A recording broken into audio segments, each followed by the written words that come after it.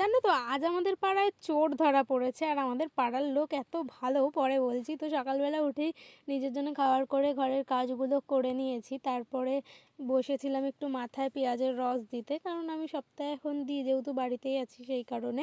তো তারপরে গেছিলাম স্নান টান করে চোর দেখতে। আমরা যা মজা লুটছিলাম আর কি বলবো। কী চুরি করেছে বলো জানো? আমাদের বাড়ির এখানে একটা ঘর আছে যেখানে কেউ থাকে না, তো সেখানে ওদের ঘরে জিনিসপত্র আছে। ও লোহা টিন বিক্রি করতো, কিন্তু কিন্তু ওইখান থেকে ওই ঘরের কিছু জিনিস চুরি করতে গিয়েছিল। তারপর তো মেরেছে, পাড়ার লোক মেরেছে, মেরার পর জল বিস্কুট খাইয়ে দেন পিসি পার্টির হাতে তুলে দিয়েছে। তারপরে এসেছিলাম বাড়িতে, বাড়িতে এসে বানিয়ে নিয়েছিলাম বান্ধবীর জন্য গিফট, আর সেগুলোই তৈরি করতে শুকাতে দিয়ে দেন তারপরে খাওয়া দাওয়া করে নিয়েছিলাম, আর কুল ছাড়াচ্ছিলাম কারণ মা বানিয়েছিল আজকে চাটনি, সেই কারণে।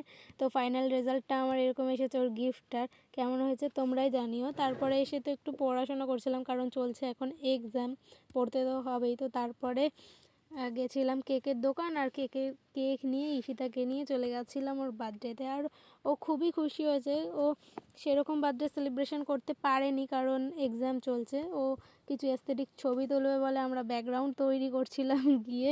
আর আজকে খুব মজা করেছি, দেখো আমার গিফটটা পেয়ে ও কতটা খুশি। Thank you.